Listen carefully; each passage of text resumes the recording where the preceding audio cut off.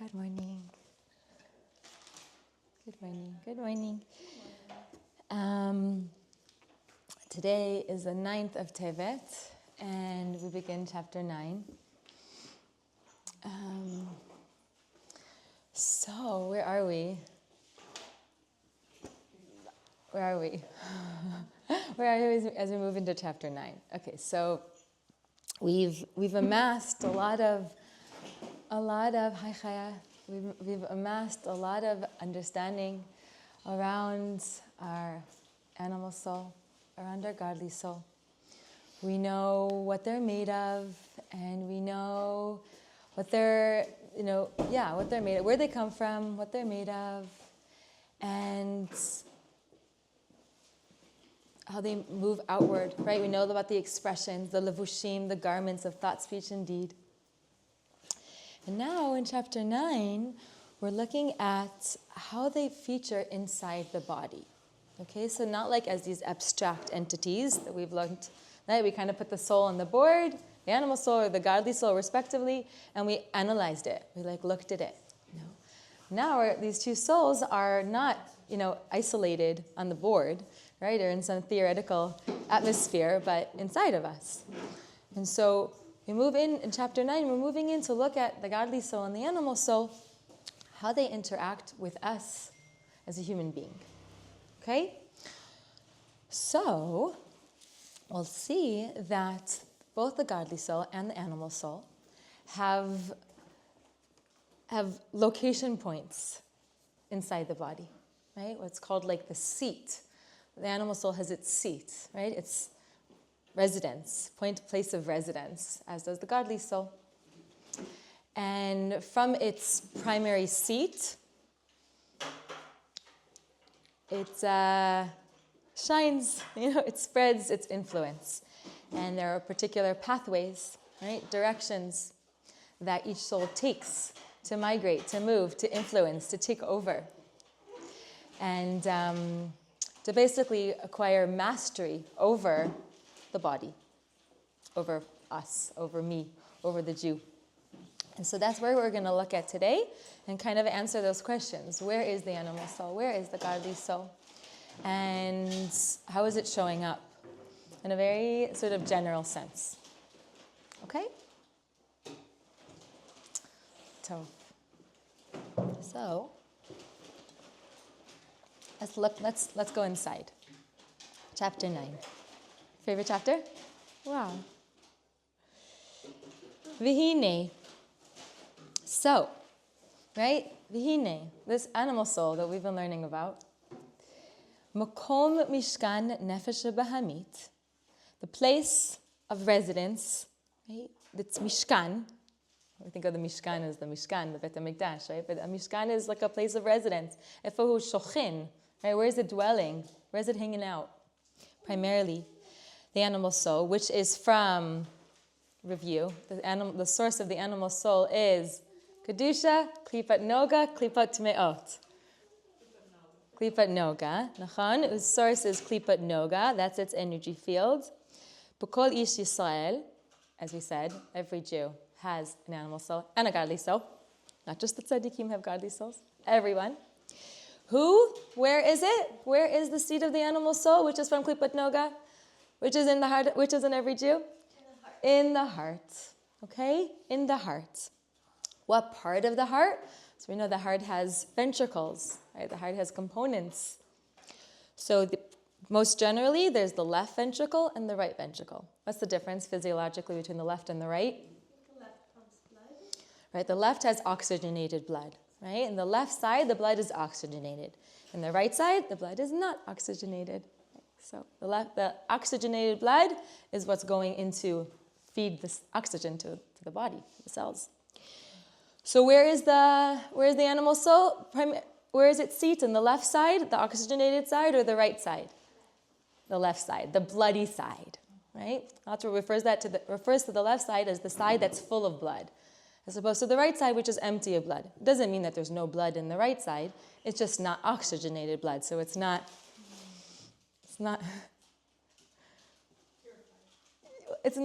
fill. Yeah, it's not fortified blood. It needs to get its fix. It needs to take its vitamins. It needs to get oxygen. The left side is not oxygenated. So in the left side, b'chalal smali, shehu malei dam, right, which is full of blood. Again, what that means is that it's full of oxygenated blood.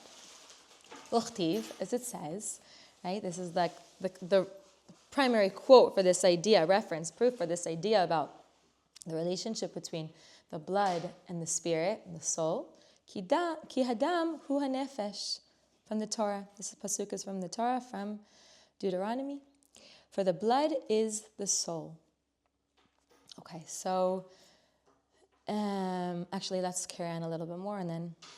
V'lachein, and therefore, everything we've said already about the animal soul, now let's just associate that with the blood, right? Meaning, kol hata'avot v'hitparasut v'ka'as v'domehen hen balev. The animal soul, looks so pretty. The animal soul is primarily emotive, right? It's full of emotion, drive, impulse. Like, for example, what are some of the favorites of the animal soul? You can speak out your weakness. Anger, right? Pride, indulgence, right? Lusts, boasting, anger. And similar passions are in the heart, right? That's where we experience the animal soul, in our heart, because that's its place of residence. It's in the blood. It's in the blood. So obviously, if you take a special scientific technological device, you won't be able to observe the animal soul in the blood because the animal soul is not physical, right? It's not observable with physical detective agencies. It's spiritual, right? The idea is that the blood is the vessel. The blood is the physical vessel for the spirit that is the animal soul. That's the most compatible point in our body for the animal soul to be able to interact with us in an experiential way, right? To meet our consciousness, to meet our humanity in the blood. It's a metaphysical idea. It's a little hard for me. Because it's like, if I can't observe it, like, I don't really know what it means. But it means that this is the point of interaction. Blood is the vessel for the spirit. Spiritual vessel? Physical vessel, right? The blood is physical, the soul is spiritual. And it's in the blood that we have this interactive point. U mehalev hen mitpashtot b'kol haguf. So we don't actually feel anger exclusively in our hearts, right? If we only felt the anger in our heart, then your very expensive psychologist couldn't say to you, where do you feel the anger in your body? You'd be like, the heart, duh. But you might feel it in your tummy, and you might feel it in your right toe, and you might feel it anywhere, right? Why? Because it spreads. How does the anger spread? How does the nefesh bahami taking on the form of, thought, let's just say, right? Thought, speech, or action, whatever form it's taking on, how does it spread? Through the blood, right? The blood is moving through the body, gaining mastery over the whole body. The animal soul, its inclination, right? The notions of the animal soul are moving through the body. They're moving down. They're moving around downward. And, don't worry, also moving upward. What's upward from the heart? As the blood moves up, where is it moving? Brain. To the brain. Right, to the brain. V'gamole, the blood doesn't only move down, it also moves up. The animal soul doesn't only move to our toes, it also moves to our head. L'moach shebarosh. What advantage does the animal soul, do the notions of the animal soul have when it gets to the brain, and its movement towards the brain, into the brain? What advantage does the animal soul now have? That you're going to take the emotion further, right? So, lachashev uleharher behen ulehitchakem behen, right? Now I get to scheme, right? That was the word that I liked. Rationalize the desires. I have this desire to just do, right? I have this want from the animal soul. I just want whatever it is, right? Envy, just want to feel jealous. And then The blood moves, the animal soul is flushing itself out, right, to the brain, and I rationalize it. Yeah, I should feel jealous. I was really meant to get that, not her. What's she doing with that prize that I had my heart set on, right? And I'm more worthy, and I am blah, blah, blah, blah, right? I'm rationalizing it. My animal soul has made its way up to my brain. Or now I'm going to make a plan, right? It's even worse. Right? It's mine. How am I going to get that from her, from him? Right? And I'm scheming up a plan. My animal soul has made its way to the brain. What is it about the brain that allows the Nefesh HaBahamid to be there? to expand its... It's a great question. It's a great question. And we have the answer. Because the animal soul is not just made up of 7 emotions. It also has... The Chabad, the Nefesh HaBahamid Can. meets the Chabad of the... Yeah, I mean, its own Chabad. But as it utilizes, right, as it takes over the Chabad, the thought, right, through its Chochmah Bina Dat, it takes over the levush of thought. And now the godly soul is left out of that levush and also being contaminated, right? Because as the levush is being used one way or another, there's an influence. There's an internal influence. V'gam ole lemoach shebarosh. Okay, we read that. But now what I'm curious about, though, Batya, that just in that question answer, something that came up for me that I realized I have to double check, is I have a feeling, but I don't understand it exactly, that the Chochmah Bina Dat of the animal soul is not in, it doesn't make sense. Look, that it's like not in the brain, it's in the heart as well. But I just don't understand what that means exactly. Because we think with our brains, but the animal soul has, yeah, I'm confused a little bit. I'm looking for like a technical clarification. As it's moving up, it's coming into the mind. La moach shebarosh. And that's where it's it must be that these can. But it's interesting because the animal soul has one seat, and that's the heart. But it spreads. Okay, sorry if I confuse anybody, but B'ezrat Hashem, I'll clarify what's confusing me. What about the godly soul? Where is its seat? Where is its main energy point? Exactly. It's mental in a good way, right? The godly soul, its main energy point is a mental one, as we said when we introduced it, right? Chochmah Bina Dat, the Akeret HaBayit, the imot, right? The Akeret HaBayit of the godly soul. Its main energy point is in the mind. That's the godly soul. But it has another seat as well. Because the purpose of the divine soul is also to be present in the body, right? It's, as we said as well, right? The idea of the godly soul is not just to be intellectual, right? It's not just to understand and relate in a meditative way to God and to life and to truth, but rather to implement, right? And so the seat of the godly soul is in the mind, and also it has a place of residence in the heart. Which side of the heart? The right side of the heart, right? The non-bloody side of the heart, meaning the non-oxygenated side, where it's not. A little bit of the godly soul. It's a secondary seat. Yeah. Its main is here, and also, right, as a secondary, also here, because it wants to achieve mastery over the emotions as well, right? The godly soul and the animal soul, as we'll continue to learn, are in a constant fight, right? Both souls want to achieve mastery over the emotions. The animal soul starts with the emotions, right? That's its natural place, as we learned a few days ago, right? It's natively, right? It's naturally emotional. The mind, the intellectual soul, is naturally intellectualizing about Hashem, contemplating and meditating about Hashem. But the point of the godly soul, as we learned, is not, as I'm repeating it again, right, is not to stay intellectual, but to take over, meaning that's in relation to the animal soul, right? But to express itself in the heart, right? And we also saw this in the Hayom Yom the other day, right? Da'at Elokei avicha v'avdehu b'lev shalem, I think is the verse, right? Know the God of your fathers. Know, how can you know? By applying your mind, by learning. We can't know if we don't contemplate. If we don't acquire knowledge, we can't know. Know, come to know Hashem, learn. Why? To serve Him.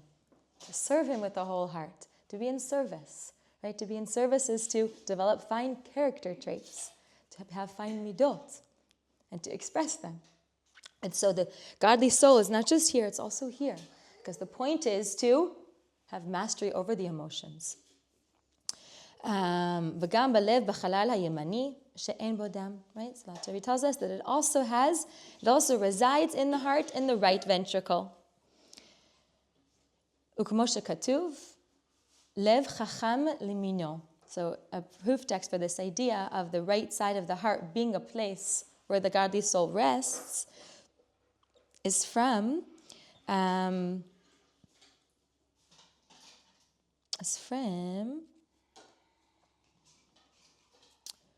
Kohelet. Shlomo HaMelech says this, Lev chacham limino. The heart of the wise man. Who is the wise man? The godly soul. It's referred to as the wise man. He is the one who has true wisdom, right? And is in the right. I think Rav Manis Friedman shared something like kind of more cute, I'm calling it cute, that this idea of the wise man, his eyes are always, again, the heart of the wise man is on his right? He's on the right, so he's on the right side of the heart. But think about it, that he's looking towards the right. The wise man is looking towards the right, as opposed to the fool, the Yetzer Hara, which is described as a fool, the evil inclination, is looking towards the left. So the Gemara, right? I guess I didn't know this on my own, but the Gemara, Sefer Gemara, doesn't have a page 1. The content, the Gemara, the Masechet, always starts on page 2. So you open up and you're on page 2. So the wise man is always looking to the right and saying that he hasn't even started. There's no page 1. He hasn't even started. That's the wise man. You're learning, you're mamash, in your learning. You're like, wow, I haven't even begun. And the fool looks to the left, right? And he's like, I just started and I'm already on page 2. Wow, I really got this. We can close the book and go home. Right? There's something there. Could you explain that again? Yeah. The Gemara always starts on page 2. So you have to be a student of a Gemara or open up a Gemara to notice, but the Gemara, I don't know, I have to look inside to see it, but Dafka the Gemara, not every Sifrei Kodesh, but the Gemara, right? It arranged in such a way that it says page 2 on the first page. I wish I had a Gemara here, but I don't, so we can't look and see what we're talking about, but everybody can go home. You have a Gemara home and see what that actually looks like. Started, and it's not page 1, it's page 2. So the wise man, he opens the page of a Gemara, he starts to learn. He's always got his eyes towards the right, meaning he's like, wow, there's no page 1. In other words, I haven't even begun. Whereas the fool looks to the left, he's like, page 2. I'm like, I've got this. I'm already on page 2. But he really just began. But more literally, right, the heart of the wise man, meaning the divine soul, is on his right.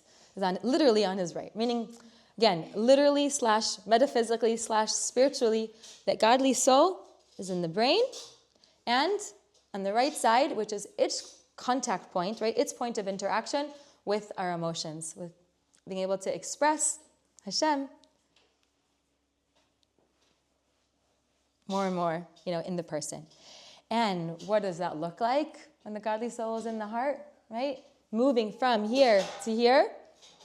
Vihi avat Hashem, right? So whereas the animal soul, it's got anger, it's got lust, it's got pride. The godly soul, as it moves in present in the heart, we have love of God.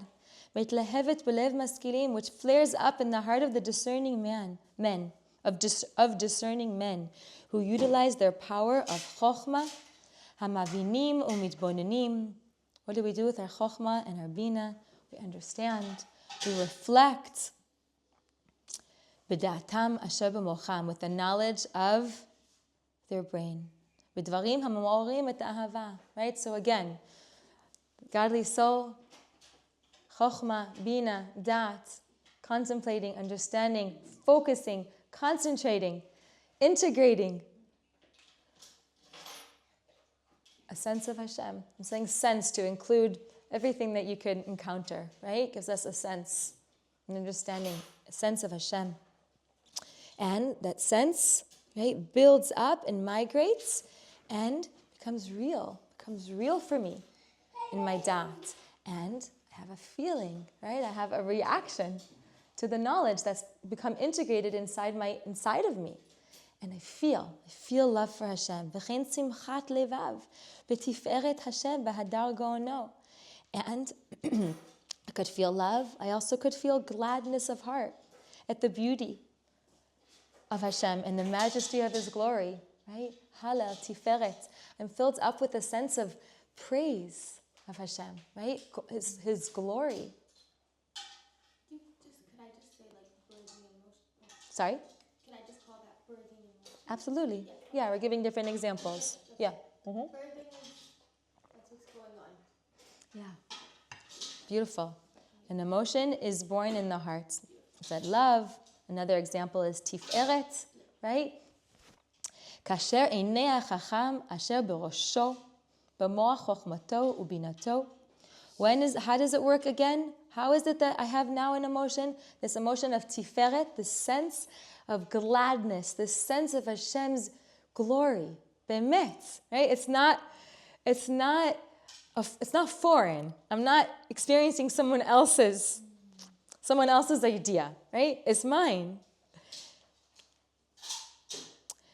When in the divine soul's intellect, as Shlomo HaMelech says, the wise man's eyes, which are in his head, meaning the brain, harboring his wisdom and understanding. And in my mind, מסתכלים ביקרת דמלכה ותפארת גדולתו עד אין חקר ואין סוף ותכלית כמבואר במקום אחר. When the eyes gaze at the glory of the King. So what does that mean for the eyes to gaze at the glory of the King? Talking about Hashem's glory.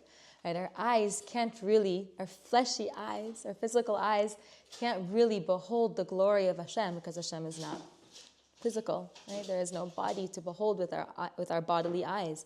So what does Shlomo HaMelech mean? What does it mean to behold with your eyes the glory of the King? Which eyes? The eyes of the eyes in our brain. Right? With our brain's eye.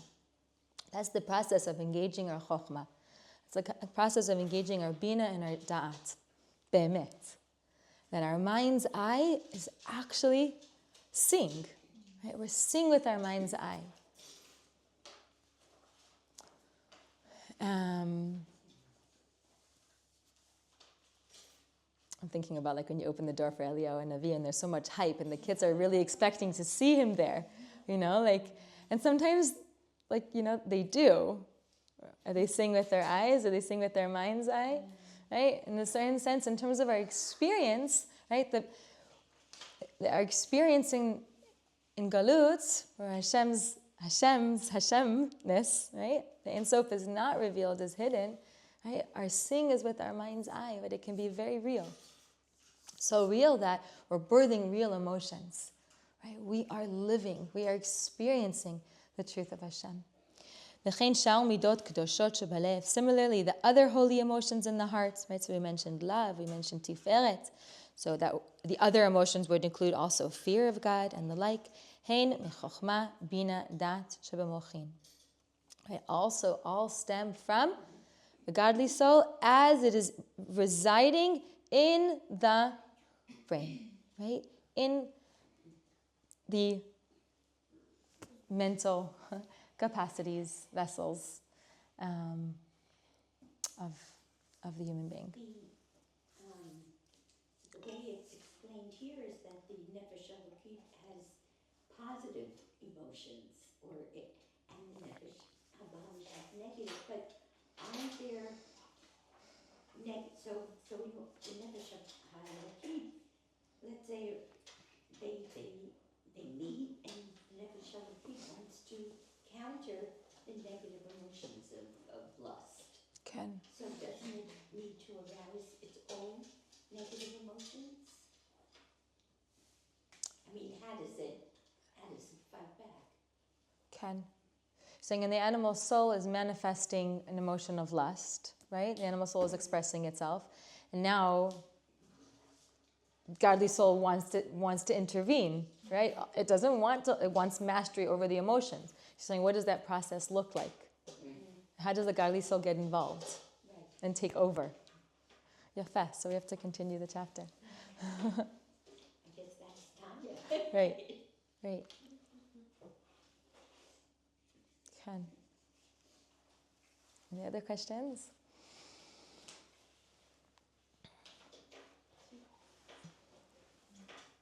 We finished? Mm-hmm. Yeah. Why do all hashkafas learn this? Hmm? I feel like this is not known to everyone, Mm. and it's so powerful. Do you know if it's like, is this like also in the Gemara? Like, is it this also? They say- Tell me. I'm not sure. if you I'm excited to hear. Like when you say this, what is the piece? Just to connect and appreciate what you're appreciating. Like, what is the piece that's really standing out for you that you feel so excited about? that the godly soul sits in the mind. Mm. Its seat is in the mind and not in the heart. Mm-hmm. What does it mean to you? That we have complete responsibility and control for our actions, and we're able to serve Hashem properly if we use the power of our mind, not with our heart. Mm-hmm. If you use the power of the godly soul, Yeah. and you can use the power of the godly soul, and if you do, Then you're gonna the succeed. choices. You're gonna succeed. Like I learned like in other sparring about like the Yitzhar Yitzhar and the Veda, they teach all about that, but they don't teach where its home is. So you're saying knowing that the home of the godly soul is in the mind it's empowering for you because you feel then that it's easier for me to take hold and utilize the kochot because it's positioned there. So I have an advantage. Yeah. I have easier access to my mind because my godly soul is shayach there. I think also the mind feels like we have a responsibility more for ourselves and how it treats other people and thinks about Cognitive psychology is huge. Yeah, it feels like Right. a lot more like tangible than in the heart. The heart feels like something that's like lofty and the mind is like More concrete. Yeah. Think about the mind that's more, I hear that. In its coldness, almost even, right? It's like contained, right? yeah. Interesting. I'm wondering if this is Chidush and Chabad in Alter Rebbe, or if this is The idea that the godly soul resides in the heart. Yeah, it's a chidush here because the whole idea of there being two souls that are inside of us at all times is one of the chidushim of that. I don't know if it's interesting, the chidush, or because the Alter Rebbe doesn't claim to have chidushim, but they're coming through. Yeah, the doctrine of two souls is definitely like to the Alter Rebbe. Yeah, yeah. It's like a little bit unclear for me because whatever, in like the yeshiva organizations, if you want to quote something, if you quote the Alter Rebbe, they might want more, like more information. Yeah. Maybe. I don't know. Like everybody learns the Shulchan Aruch Harav. Right. You know, it doesn't mean that they're necessarily. I don't know. You have to Yeah. try. Yeah. If you speak to educate, it also depends who you're speaking to. When you speak, the more educated the person you're speaking to, the more. Yeah. Yeah. If you're speaking, like, really depends who you're talking to. Yeah, but the Alter Rebbe is a heavy hitter. Yeah. That's awesome. Yeah. she brought this